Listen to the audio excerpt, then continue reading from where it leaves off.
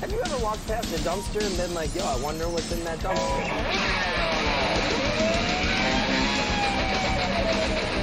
I can put on these glasses or start eating that trash can.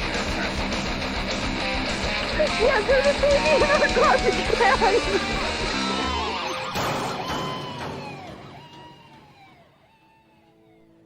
To the outside world, if you look at her, she looks perfect. Inside is an inferno with rage. You're listening to the True Crime Dumpster podcast with hosts Amy And I'm Kevin. And we're coming back at you this week with episode number 79, Thanksgiving Leftovers, Omaima Nelson. Then the last name's the easiest part there for me. Well, yeah, and that was her married name. She had other names, but this is the one that she, I believe, still has. Nice title, by the way. Yeah, I don't mean it to be insulting to the victim. I mean it to be insulting to Omaima. Like she's a leftover that nobody wants in the fridge. There's some brutal foreshadowing for you. Yeah. Omaima Nelson is the most bizarre and sick individual I've ever had the occasion to meet. No one needs to look to the Dahmers of Milwaukee or the Hannibal Lecters of the screen. A new predator has emerged, named Omaima. These are the words of Costa Mesa police officer Robert Phillips used to describe the subject of today's episode. Strong words. Coming from a cop, yeah. Yeah, and he was the cop that was featured heavily on the episode of Snapped that we got a lot of this from as well. And it's kind of interesting how this case kind of came together. There's so many random facts that don't necessarily correlate with each other. So basically, I went through the Los Angeles Times, the New York Times, Snapped, and all these other like websites, all that's interesting. There was a couple blogs. There was a law firm website. You know, I basically pieced this all together and kind of got the most interesting tidbits from all of them. And there was no one website that had everything all together. So this was my attempt at putting it all together. Yeah, it seemed like a lot of the facts were the facts were a little scattered. off. Yeah, like there were documents that said her middle name, or maybe it's her actual last name. I'm not sure. The Aree. A lot of places had it Aref. And when I was watching Snapped, they were spelling it Aree, but then there was a police report that they flashed on the screen that was Aref. There's just a lot of random kind of details. Like this isn't a super old case, but it's from the 90s. And so a lot of times, even, before kind of digitizing a lot of this stuff, I think there were some typos and obviously like missed transcripts and stuff. So we're trying our best, but it's a juicy tale. No pun intended. Nice one. No, I didn't want that to be a nice one. It was no pun intended. This one's just, it's got a lot. So buckle up. Omaima Aree Nelson was born in a small farming village in the south of Egypt near the Sudanese border. She was raised in Egypt in 1968 and grew up in Cairo. And in the Snapped episode, they talked about how she grew up in the city of the dead. Did you hear that part? Right, yeah. And it was basically what the guy was describing it as, which sounds really cool, but also really depressing, is that it's basically a city like surrounded by a huge cemetery. The city kind of is the cemetery, but there's houses in the it's cemetery. just like, it just sounds it's creepy just like as blocks fuck. and blocks of, graves. So she grew up there, which, maybe gives her a morbid sense of being. I don't know. As a child, she was subjected to abuse by her father, and she actually did receive the female genital mutilation at 7 years old. And the psychiatrist that worked with her that was on the Snapped episode was just saying like how brutal it was. It was like very like no anesthesia, no kind of pain medication or anything, no antibiotics, and they just sliced her clitoris off. Yeah, at 7 years old, like women in the village, not trained medical professionals, and it left her incredibly scarred. And I think it even came into evidence in her trial. Yeah, that practice is totally fucking insane.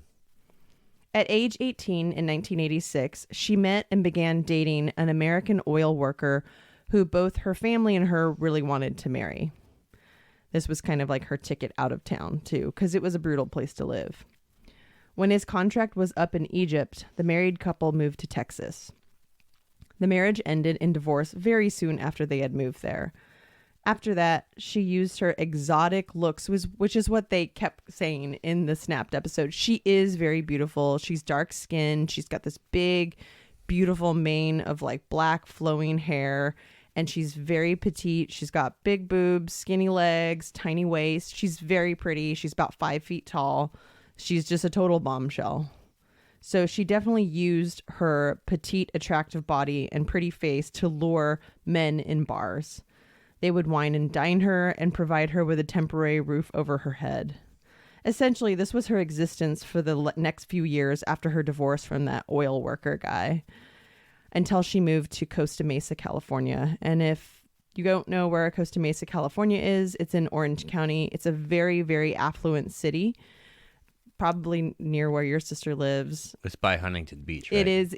It's in Orange County, and it's basically, I mean, if you think of like one of those double mint commercials where there's like sailing ships and twins on a, tandem bike, like that's probably Costa Mesa. It's a very picturesque beach city that a lot of people kind of consider paradise. 2 dudes on one surfboard.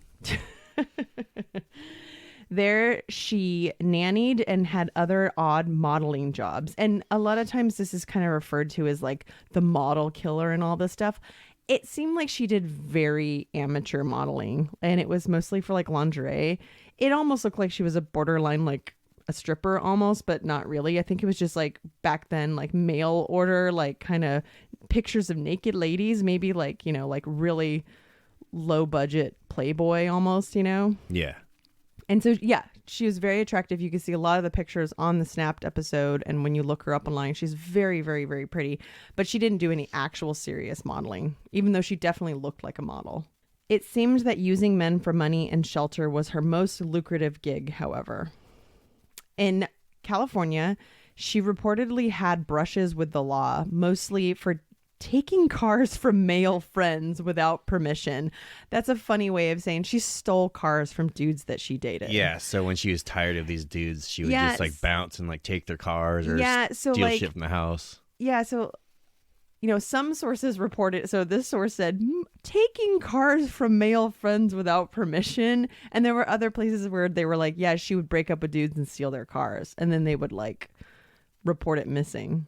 She also got caught driving under the influence of alcohol and for petty theft and numerous traffic violations.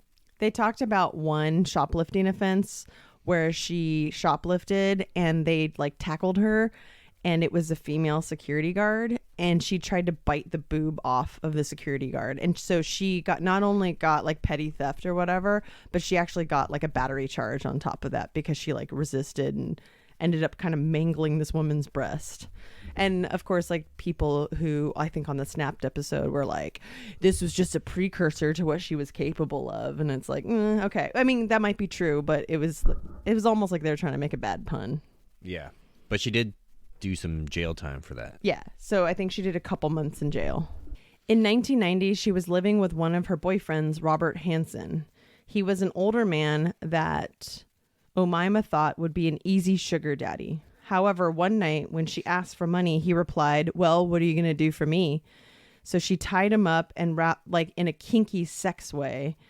And then when he was all tied up, she pointed a gun at his head and demanded money. Luckily for Hansen, his hands weren't tied that tight, so he was able to free himself and wrestle the gun away from her. He said that he actually even gave it back to her without checking to see if there was bullets in it, which kind of goes to show that he didn't take it entirely seriously, but it was serious enough that they never saw each other again after that. And he didn't report it to police because he said he felt embarrassed by it because he wasn't sure if it was real or not. Kinky. And that he felt kind of taken. You know what I mean?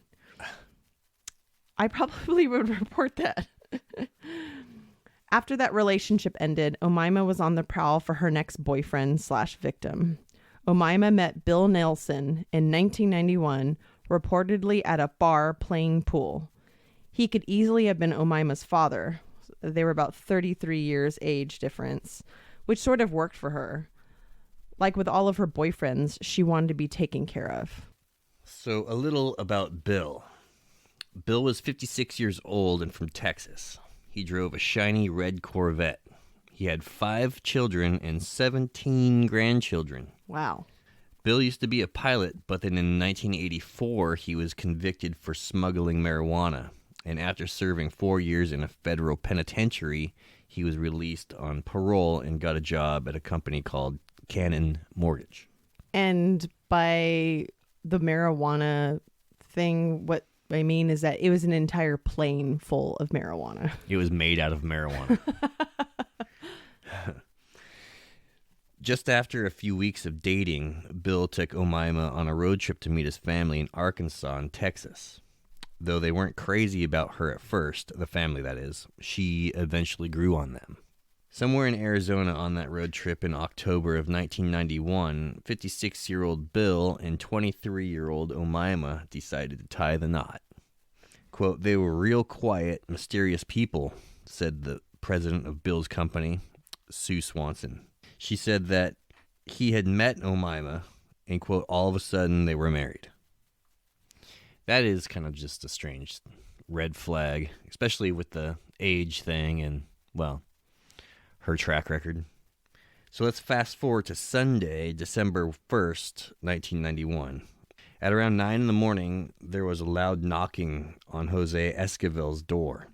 He was planning on sleeping in, so he ignored the knocks. 4 hours later, the knocking was back, but this time he was up, so he decided to answer the door. It was someone he knew, his ex-girlfriend from over a year ago, Omaima Nelson. And other sources said, you know, they kind of call him like an ex-boyfriend, but they actually just went on a couple of dates and then never talked again. Yeah, he didn't know her very well. No, not at all. Regardless, she frantically told him that she needed help getting rid of a body. She told him that her husband had raped her, so she killed him in self-defense. She tearfully told him how Bill Nelson had tied her hands and ankles to the bed and raped her at knife point, Jose said. Omaima told Jose that she broke loose, grabbed a bedside lamp, and smacked Bill Nelson over the head, Jose testified. Quote, "She said he fell over and was unconscious, and that she picked up the tool that he had used to threaten her during the rape and cut him." So Jose said this, moving his hand up and down in a slashing motion. Quote, "She said that she had chopped him up in pieces and that his head was in the refrigerator. She said I was to dispose of the head, the dentures specifically, so there wouldn't be any trace to make out who it was." End quote. He told Omaima to stay put at his apartment and that he would go get his truck and bring it back there. Instead, he immediately called the police and told them what had happened. The police were at Jose's place in minutes. He used a payphone because he didn't have a cell phone. 1991. Yep. The police saw that she had visible injuries that could be consistent with a rape or an assault of some type. She denied everything, though, that Jose had told them. She told them that her husband was out of town and that she was fine. No one was dead. They didn't take her word for it, though. They decided to search the car, which had some trash bags in it. Upon opening the first one and pulling back the dark liquid-soaked newspaper, they discovered organs. Human organs. There was probably something to this. Yeah. She claimed that someone was trying to set her up and then blamed the slaying on a man who caught a ride with her to a nearby automated laundry. She then told police that she believed she should contact Bill for help in finding his assailant, even though she knew he was dead. She was starting to not totally make sense. I don't think she was totally lucid.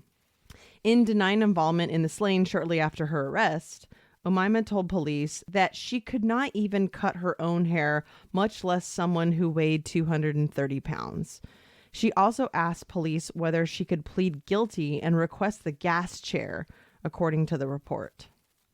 I love a good ride on the gas chair. Yeah. She was just kind of falling apart right before their eyes. you know. Yeah, sounds like it. They went to Bill Nelson's apartment and found a huge mess. A lot of the police officers that were involved in this said this was the most gruesome crime scene they ever saw in their entire career and ever will. Because also, like, think about it, like Costa Mesa, Orange County, like fairly affluent neighborhood, like you don't see this kind of shit. Yeah. There were suitcases and plastic bags soaked with dark liquid from his body parts, said Randolph Pawlowski, the senior deputy district attorney in Orange County.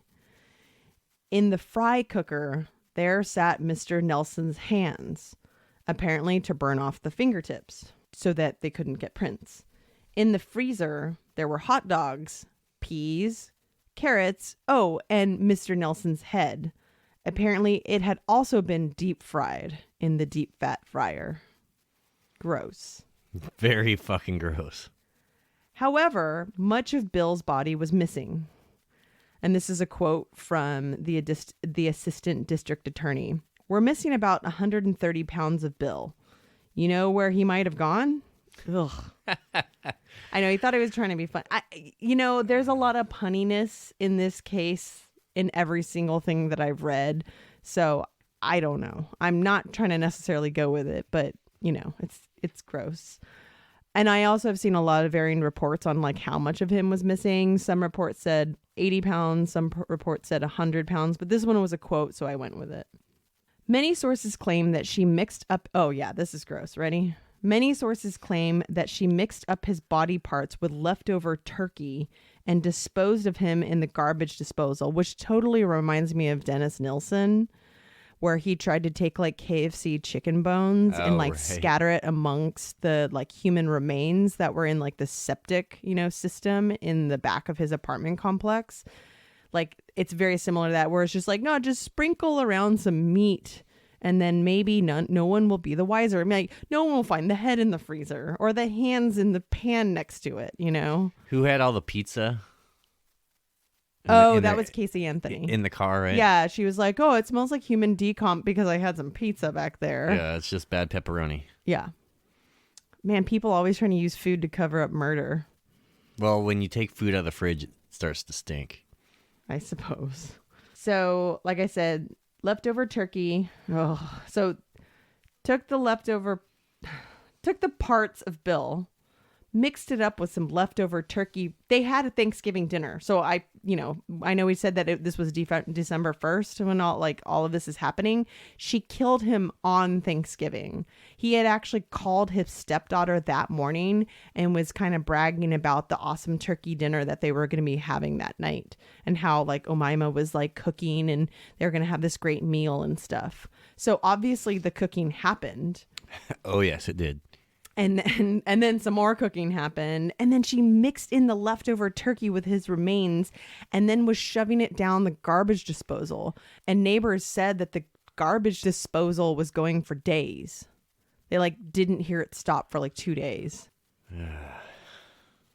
The medical examiner pieced together what was left of Bill Nelson. Besides being decapitated, dismembered, and disemboweled, he had apparently been castrated too. Cause of death was determined to be from multiple blunt force injuries to his skull, consistent with being hit by the lamp and iron found at the scene. The medical examiner also found ligature marks around Bill's ankles. Since Bill's hands had been cut off, there was no way to determine if his hands were tied as well, but the broken bedposts at the scene would indicate that they were. The medical examiner also noted that the body had been dismembered with unusual precision, as if his killer had done this before. Yeah, and so a lot of people have written that, what she claimed happened to her, like she was tied up and raped, is basically what actually happened to him. Like, he wasn't raped, but he was tied up and potentially tortured and then killed. Yeah. During the trial, a psychiatrist testified that Omaima Nelson told him that she dressed up in a red hat, red shoes, and red lipstick before spending hours chopping up her husband's body. She also told her therapist that she had eaten some of the body parts, slow-cooked his ribs in barbecue sauce, but she later denied engaging in cannibalism. One officer said that she said he tasted sweet, just like she liked it. Quote, something inside me told me that I had to do it, like demons, Omaima told the police. Sure, blame it on the demons. Yeah. She claimed that 2 women covered in blood told her to do it and that she didn't remember anything about the murder. Despite all the crazy things she told psychologists, police, and or attorneys, her trial began in December of 1992. There was no dispute that Omaima Nelson killed him, but her attorney, public defender Thomas G. Mooney, said she was acting in self-defense after her husband raped her that night.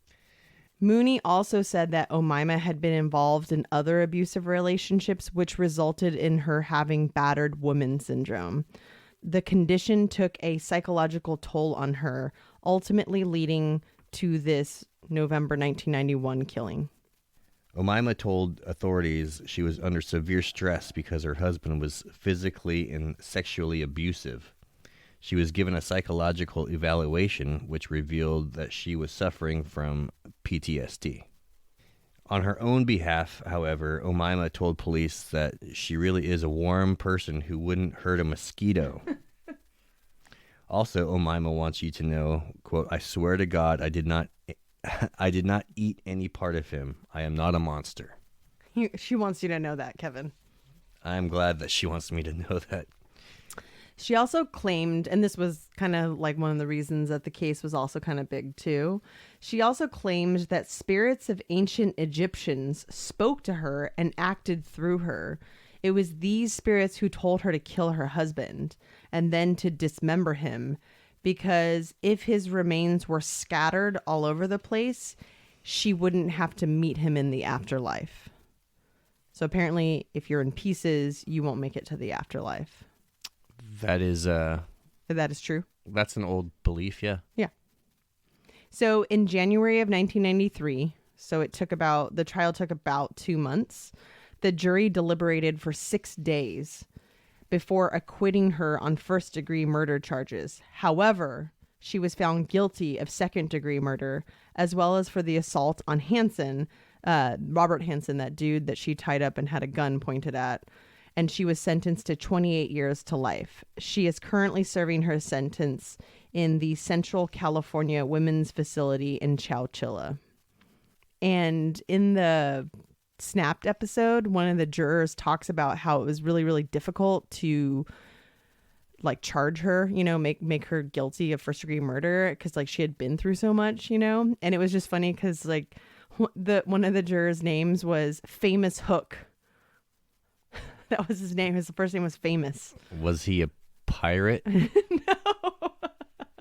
But he was a cool dude. And he just flashed on screen and he was like, man, she'd already been through enough. I don't want to give her first degree murder. So we gave her second. While in prison, I know this is a shocker, she began a long distance relationship with an older rich man who was disabled. And he was in his 70s. Oh, she knows how to pick him. So after they got married, he would wheel on down in his wheelchair for his conjugal visits. Hell yeah. And soon after, he passed away and left her everything. So she is now currently a rich woman in prison. So Omaima first became eligible for parole in 2006, but was denied when commissioners found her unpredictable and a serious threat to public safety. In 2011, she came up for parole again, but was again denied. The parole board cited that she had not taken responsibility for the murder and would not be a productive citizen if she were freed.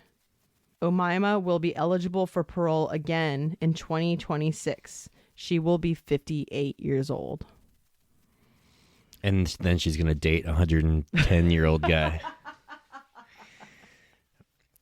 She's going to date a skeleton. Yeah. One-eyed Willie from the Goonies. So what do you think? Well, all jokes aside, she had a terrible childhood, it sounds like. Yeah. And Egypt back in this, I think at one point, Cairo was pretty, I don't know if liberal is the right word. Progressive? But I guess maybe progressive. I think, parts of Africa and the Middle East were like all crazy, like conservative like they are now. Mm-hmm.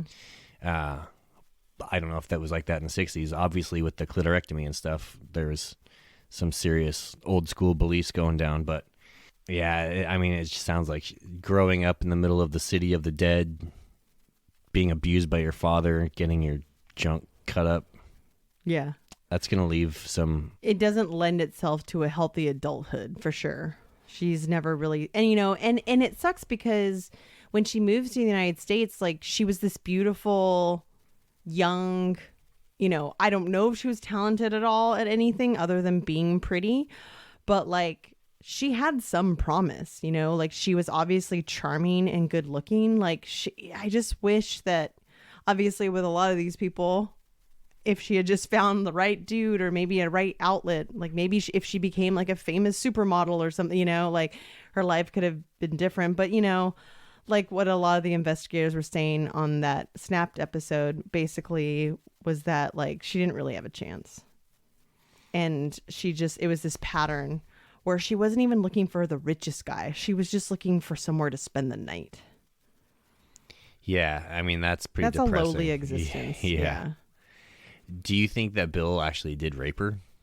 No, I don't. They were together a total of 5 weeks, and that's including the marriage. I mean, I want to believe survivors, but I can't believe her because the rape test did come back negative, and they just weren't together that long, and he was pretty smitten with her. You know, like her childhood is like how they train assassins, basically, you know, like... Yeah, she would have been a great assassin. I wish like the CIA or like the FBI or some agency could have gotten a hold of her and trained her, you know. I wish that stuff didn't happen to her in the first place. Yes, obviously, yeah. But you know, if you raise a child like that, they are gonna not have much empathy for their fellow human. Yeah. So happy Thanksgiving. Make sure just don't use the disposal, I guess. Yeah. Just eat the whole turkey, no leftovers. No leftovers this Thanksgiving. Well, that's it for this week.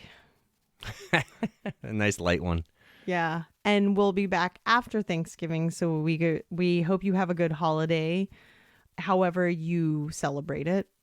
We'll be up in Portland for a little bit and then back in town researching our next case.